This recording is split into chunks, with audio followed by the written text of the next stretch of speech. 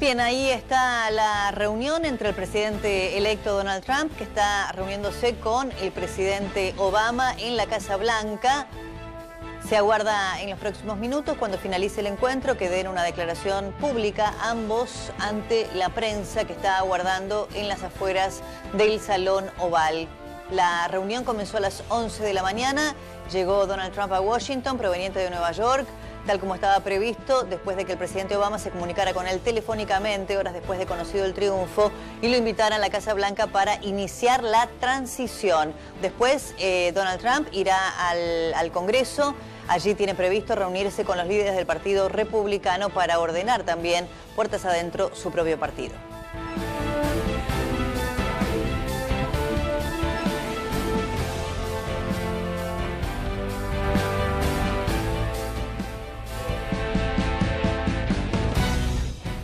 Está con nosotros la diputada Carla Carrizo. Gracias, Carla, por haber venido. No, por favor, un placer, Débora. Bueno, pedirte una primera perspectiva de lo que está pasando en el mundo, ¿no? No solamente en los Estados Unidos, en nuestra propia sociedad, en muchas otras. Sí, la verdad que creo que el caso Trump nos interpela un poquito por esto de que fue el resultado menos esperado. Pero también tener confianza, porque las democracias funcionan mucho mejor de lo que todos creemos. No hacer de esto, no inferir una crisis de todas las democracias en el mundo, porque eso no ayuda a comprender el clima de época que están viviendo. O sea, la mayoría de las democracias funcionan mucho mejor y son muy pocas las que funcionan mal. Trump, la pregunta es, ¿peligro? ¿Una amenaza para el mundo? No, precisamente porque ocurre en Estados Unidos. La democracia más longeva de América, hace 227 años que los norteamericanos votan y el sistema está preparado para procesar un resultado inesperado. Lo que vos decías que me parece importante, esto de que por primera vez va a haber un presidente que tenga cierto dominio parlamentario. Lo cierto es que no hay margen para que en Estados Unidos tengamos lo que los argentinos muchas veces hemos experimentado y nos da temor. La escribanía, la famosa... La idea de un presidente imperial. No hay margen institucional porque el sistema funciona distinto. De hecho, para que todos podamos entender lo que estamos hablando, en Estados Unidos el presidente no tiene iniciativa legislativa. Si quiere presentar un proyecto en diputados o en Senado, necesita algún diputado o senador de su propia bancada. No tienen decretos de urgencia. Es decir, la modalidad del ejercicio presidencial es absolutamente limitado. De modo que ese peligro que hemos padecido los argentinos con los excesos de mayoría no tiene ningún tipo de posibilidad ni de pronóstico en Estados Unidos. De modo que creo que se va a dar esto que vos decías, un poco, Débora, del entusiasmo a la decepción. Lo que hace un candidato en campaña no es cómo ejercita el poder en Estados Unidos un presidente. Le pasó a Obama, le va a pasar a Trump y también le pasó a Ronald Reagan, que fue un poco el primer outsider, porque venía del mundo de los actores, y fue uno de los presidentes que logró establecer y controlar la Guerra Fría durante la década de los 80. O sea que yo creo que no que tenemos que tener miedo. Yo digo, la democracia bicentenaria es una democracia que duró en Estados Unidos, a pesar de que todas las democracias latinoamericanas fracasaron, precisamente porque tiene un sistema donde lo que importan son las reglas, no las personalidades. Claro, sí, de todos modos, yo pensaba más allá, ¿no?, del fenómeno Trump o de cómo gobierna, es cierto, toda esta institucionalidad que funciona a pesar de quien sea el presidente en ejercicio. ¿Qué pasa en las sociedades, no? ¿Qué pasa con la gente? ¿Qué pasa con este mensaje que tiene componentes xenófobos, racistas, misóginos, del sálvese quien pueda, de que el diferente es mi enemigo, de que el inmigrante me quita el trabajo? Eso está muy extendido. Sí, y de hecho hoy en Nueva York, en las ciudades más cosmopolitas de Estados Unidos, empezó toda una situación, digamos, de temor y de manifestaciones de distintos grupos. Grupos de diversidad sexual, sobre todo actores, porque obviamente lo que Trump dijo en campaña asusta. Asusta a los norteamericanos, asusta a los europeos y asusta a los argentinos. No me asusta lo que él dijo, me asusta que lo que él dijo representó a la mitad de ese país que lo consagró presidente, y lo que dicen personajes como Trump muchas veces reflejan y representan lo que muchos piensan en las sociedades modernas. Pero ahí hay una cosa muy importante, Débora, que me parece que tenemos que ponerlo en escena. Cuando los ciudadanos votan algo, ¿sí?, no es que votan solamente por lo que creemos que más nos sonó a nosotros, que puede ser la cosa del racismo, la xenofobia, la misoginia. Digamos, había otros componentes en campaña que no eran necesariamente esto, ¿no? La idea del sueño americano o de las la estima de los americanos frente a la industria que no tiene el sello Made in USA. Mucho de eso me parece fue determinante. Sí, contra la globalización, y también, por ejemplo. Exacto, y no demonizar quienes votaron. Porque lo cierto es que la democracia es el gobierno de todos. No es solamente el gobierno de los que creen que tienen que gobernar los mejores. Tenemos que aceptar que el voto no es un voto calificado. La democracia produce resultados grises y eso también son resultados democráticos. De modo que no hay que demonizar quienes votaron a Trump. Lo que tenemos que controlar son las políticas públicas de Trump, que no estén justamente orientados a lo que ningún sistema democrático en términos de ejercicio de libertades, de innovación de derechos está dispuesto a resignar. Pero para eso está el control del mundo, no solamente de Estados Unidos. Sí, pero hay una información de último momento que acaba de trascender de la Casa Blanca y es un reporte justamente de diversas agencias que cuentan que la familia Obama canceló la foto clásica de las dos parejas presidenciales, de las dos familias en realidad presidenciales que iba a tener lugar en la entrada sur afuera, en este lugar que estamos observando, en las afueras de la Casa Blanca durante esta visita de Donald Trump. Recién decíamos, no solamente se iba a dar un encuentro, por supuesto, del presidente en ejercicio y el presidente que va a asumir el próximo 20 de enero, sino también se iban a encontrar las primeras damas.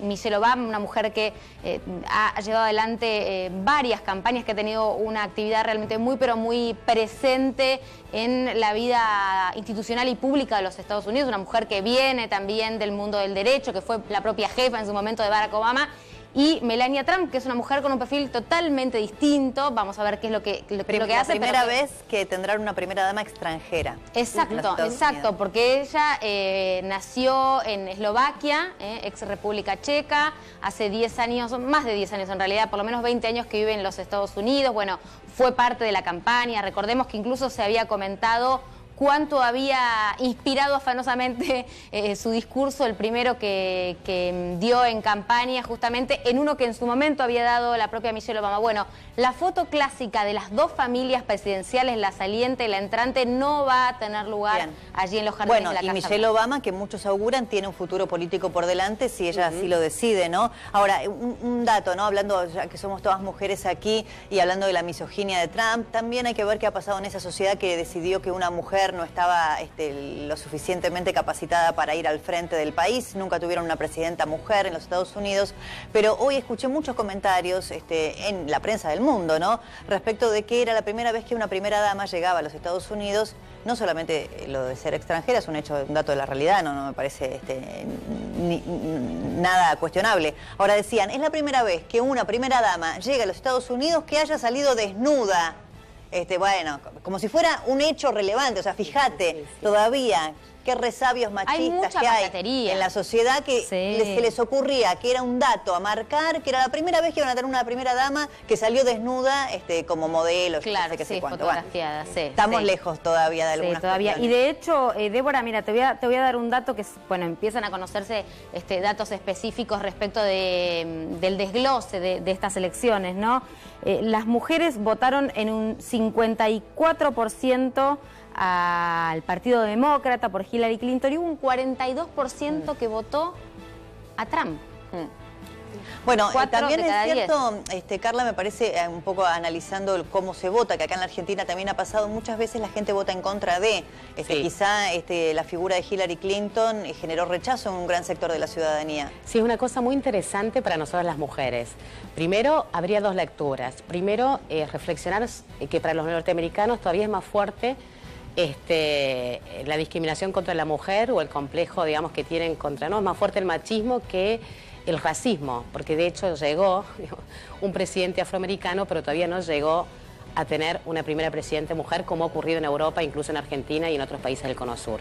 Y lo segundo es que Hillary realmente siempre fue un liderazgo, digamos, más parlamentario, que no generaba empatía. Esto lo sabíamos siempre antes de Hillary, digamos, era un cuadro político admirable, pero no generaba empatía. Y hoy los electorados no solamente comunican con razón, comunican con emoción. Totalmente. Y creo que Hillary no logró ese encanto, esa emotividad, que necesita la representación. De hecho, Carla se sumó y se pegó mucho al final de la campaña a la imagen de Michelle Obama, ¿no? Que efectivamente sí es muy convocante. Hubiesen sido liderazgos distintos, pero creo que sí, Estados Unidos tiene un tema, por eso celebramos la paridad, digamos, que se dé en Argentina, porque es obvio, digamos, que al no tener esto, realmente los norteamericanos no tienen tanta experiencia, digamos, de liderazgos femeninos como otros países europeos. Ahora, Carla, ¿qué pasó con los veedores argentinos, con los legisladores? Porque la verdad que se suspendió la actividad parlamentaria en nuestro país para ir a ver las elecciones de Estados Unidos. Uno dice, ¿qué es esto? Éramos la delegación más grande. Es un excelente tema y yo creo que esto lo tenemos que hablar, así como tenemos que hablar de las dietas, tenemos que hablar de lo que nos molesta. Claro, pero justo, qué inoportuno, los viajes parlamentarios son un excelente recurso para aprender. Y está bien que así ocurra entre parlamentarios de otras partes del mundo. Ahora, el abuso y el exceso está mal. Y es lo que tuvimos en escena con este periplo, digamos, de turismo parlamentario. Nosotros desde Cambiemos también tenemos que reprochar esto. Somos varios los diputados que a tono con la ciudadanía nos fuimos enterando de la magnitud, porque no siempre sabemos qué hace el resto, pero sí creo que esto no puede ser. Así que ahí hay un reproche, digamos, y un reclamo genuino que el Congreso no tiene que, o por ahí un sentido que anularlo de cuando venga. Cada uno de los bloques pudo haber dicho, bueno, a ver, tenemos esta posibilidad, por supuesto que es parte de un aprendizaje, un intercambio. ¿Quién va? Bueno, va uno de este bloque, va uno de aquel otro. Entonces eso no implica suspender la actividad parlamentaria. Tuvieron que postergar las sesiones. Estamos cerca de fin de año. El país tiene problemas muy serios realmente como para dejarlo en stand-by, ¿no? Y creo que la responsabilidad mayor pasa por Cambiemos. Porque justamente la idea de en esto Cambiemos no cambió. Claro. La expectativa de Cambiemos era un uso, una práctica de las instituciones con una estética distinta, la estética de un poder sin abusos. Y yo creo que el tema del turismo parlamentario para ser veedor en Estados Unidos no fue lo que mejor pudimos mostrar en el Congreso. De modo que esto, espero que no termine con la espuma de la elección y podamos ver el Congreso por dentro que tenemos para poder darnos otra institución. Diputada, ¿qué podemos esperar respecto del vínculo con la Argentina? En el día de hoy el presidente Mauricio Macri se refirió, le preguntaron incluso a algunos colegas si volvería a jugar al golf con él, con Donald Trump me refiero, dijo que sí, pero digo, ¿qué podemos esperar de este vínculo teniendo en cuenta, digamos, los pronunciamientos tan abiertos que hubo por parte del presidente y también de la canciller? Sí, yo creo que esa es una decisión presidencial y del Ejecutivo. Sí creo que esto nos enseña a todos. A los argentinos tenemos que vivir la propia política y el mundo que nos rodea con mucha más moderación y con mucha menos exuberancia e intensidad de lo que vivimos. Eso es la democracia, más sensatez que pasión. De modo que en este caso, como en otros tantos, me parece que es un buen aprendizaje. Pero de todos modos es algo que se irá aprendiendo, como también el posicionamiento en Europa. Creo que en Europa también tuvieron un poco de excesos, porque bueno, fue un candidato que sorprendió a toda la dirigencia política del mundo. Así que en ese caso argentino no es una excepción. Todos tendrán que aprender a procesar un liderazgo outsider en Estados Unidos. Gracias, Carla. No, muy amable, la diputada Carla Carrizo con nosotros. Gracias. Amplimed es una empresa